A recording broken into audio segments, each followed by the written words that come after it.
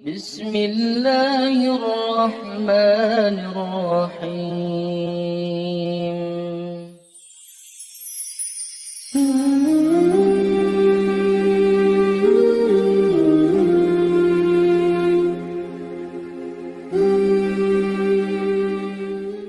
Assalamualaikum warahmatullahi wabarakatuh.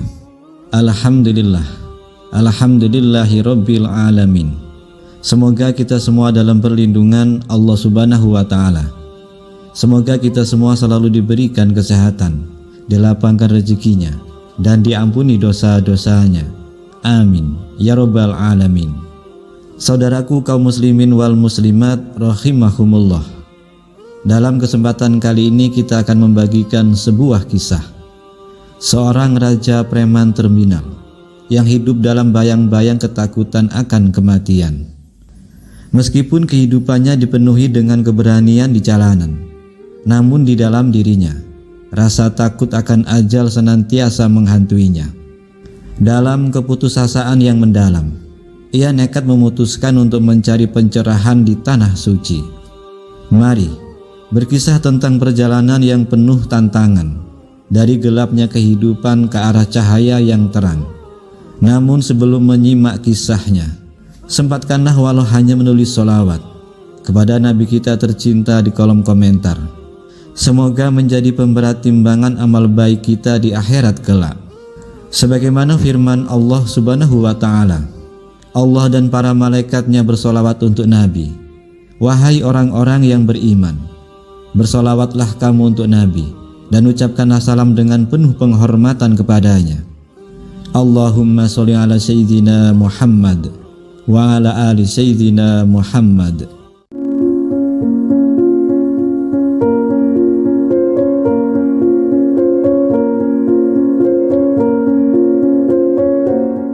Sahabat beriman, di sebuah terminal hiduplah seorang preman yang ditakuti semua orang. Sebut saja namanya Bima. Sebagai preman kejam, ia menguasai terminal dengan tangan besi. Setiap hari, sopir bus dan pedagang dipaksa menyerahkan sebagian penghasilan mereka sebagai jatah harian. Bima dan anak buahnya merajalela membuat semua orang tunduk pada kekuasaan mereka. Namun kekejaman Bima tidak berhenti di situ. Tidak puasnya dengan hasil pemerasan dari pedagang dan sopir bus, ia memutuskan untuk memeras penumpang secara langsung.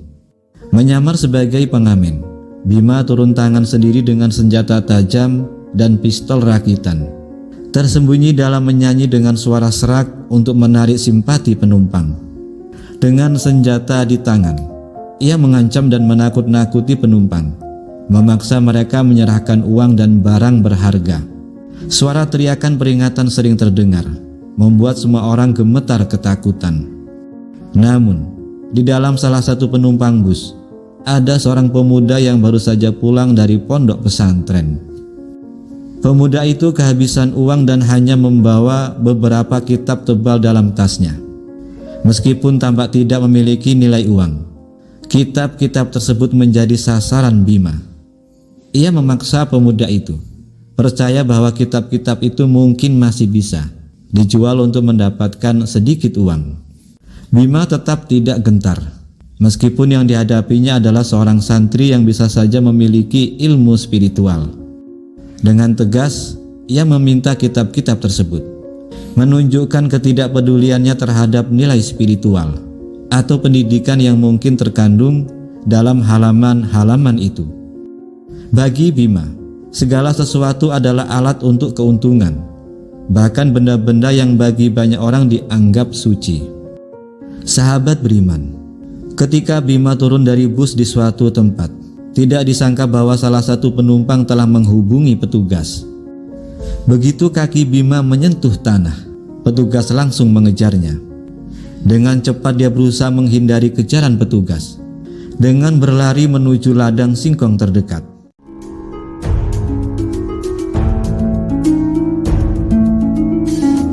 Namun situasi semakin memanas ketika aksi tembak terjadi antara Bima dan petugas. Peluru-peluru bersarang di tanah, menciptakan suara letusan yang memecah hening malam. Namun dalam kekacauan tersebut, Ada satu peluru yang tak terduga menghantam Bima. Sasaran seharusnya adalah tubuhnya yang rentan. Namun takdir memutuskan lain. Peluru itu mengenai kitab-kitab yang dibawa oleh Bima, melubangi beberapa halaman di dalamnya sebelum akhirnya terhenti. Sebuah keajaiban yang tidak terduga. Sesampainya di rumah, Bima merasa gemetar. Ketakutannya yang terbesar adalah kematian, dan kejadian di ladang singkong masih menghantuinya. Tengah malam saat semua orang terlelap dalam tidurnya, dia terbangun secara tiba-tiba. Matanya memandang kosong ke lantai-lantai kamar. Namun pikirannya terus terjebak pada kitab yang telah menyelamatkannya. Sahabat beriman, kitab itu sudah dibuang olehnya karena dianggap sebagai beban saat melarikan diri. Namun kenangan akan apa yang menyelamatkannya dari peluru petugas masih melekat erat dalam ingatannya. Tanpa ragu, Bima memutuskan untuk mencari pertolongan dan jawaban atas keajaiban yang dialaminya.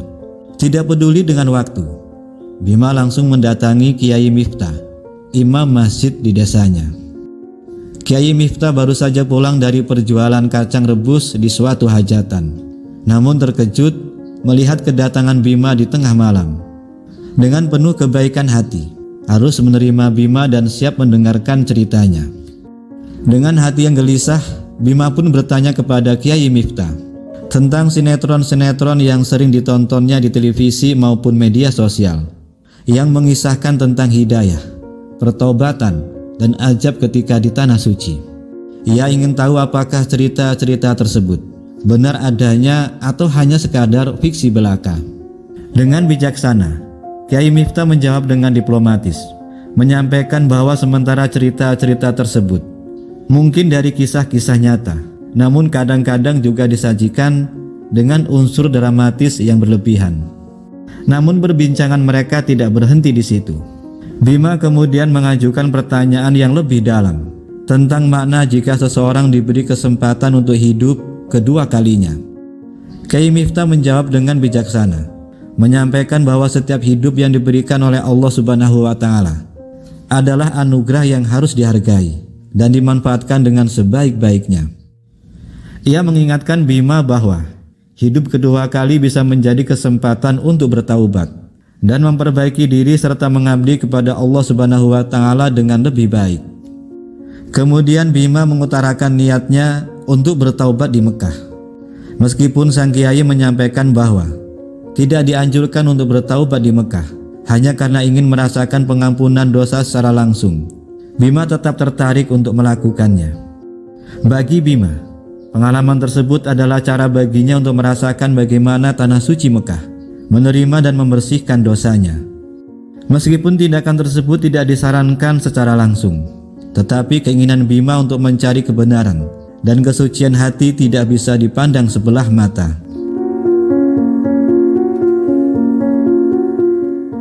Dengan tekad yang bulat, Bima memutuskan untuk berangkat umroh, meninggalkan masa lalunya sebagai seorang preman.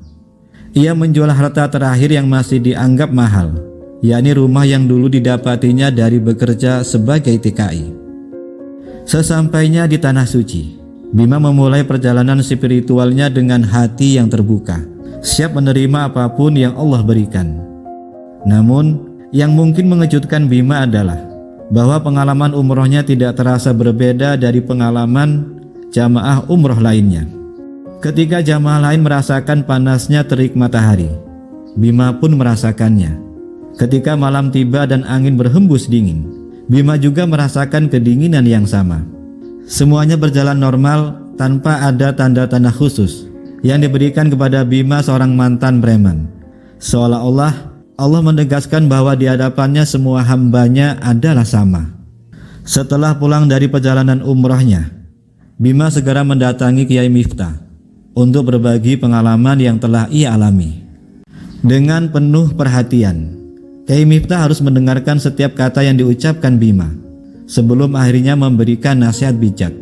Kiai Miftah menjelaskan kepada Bima bahwa kadang-kadang Allah menunda ajab seseorang di dunia, bukan berarti dosa-dosanya terlupakan. Ajab itu hanya ditunda dan nanti akan ditimpakan dengan lebih berat jika tidak ada perubahan perilaku. Namun jika seseorang sungguh-sungguh bertaubat dan memperbaiki diri, maka taubatnya dapat diterima oleh Allah Subhanahu wa Ta'ala.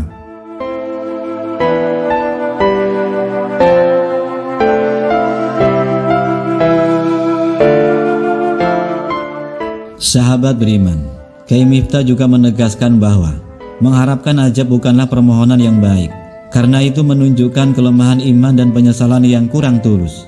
Mendengarkan nasihat Kyai Miftah, Bima merasakan tersentuh dan bersungguh-sungguh untuk bertaubat. Ia menyadari bahwa jalan yang benar adalah jalan kebaikan dan pengabdian kepada Allah yang Maha Sempurna. Dia memutuskan untuk meninggalkan kehidupan preman dan kembali menjadi petani singkong, hidup dengan penuh kejujuran dan kesederhanaan. Beberapa tahun berlalu, dan saat anak perempuan Bima dilamar oleh seorang pria, sebuah kisah baru pun dimulai. Pria tersebut memiliki latar belakang sebagai seorang preman anyaran. Namun ia merasa gugup saat mengetahui bahwa calon mertuanya adalah seorang raja preman yang disegani di masa lalu. Pria itu segera memutuskan untuk mengambil jalan yang benar. Dengan tulus dan sungguh-sungguh, ia memilih untuk meninggalkan dunia kekerasan dan teror dan bergabung dengan Bima sebagai seorang petani singkong. Kisah ini menjadi sebuah bukti bahwa kebaikan dan kejujuran selalu mendapatkan penghargaan, bahkan dalam situasi yang penuh tantangan sekalipun. Dengan langkah bijaknya, pria itu telah menunjukkan bahwa setiap orang memiliki kekuatan untuk memilih jalan hidupnya sendiri, dan bahwa perubahan yang bisa terjadi pada siapapun tanpa terkecuali. Sahabat beriman, demikianlah kisah yang bisa kami bagikan. Kurang lebihnya mohon maaf. Semoga bisa bermanfaat untuk kita semua. Wallahu a'lam bishawab. Wassalamualaikum warahmatullahi wabarakatuh.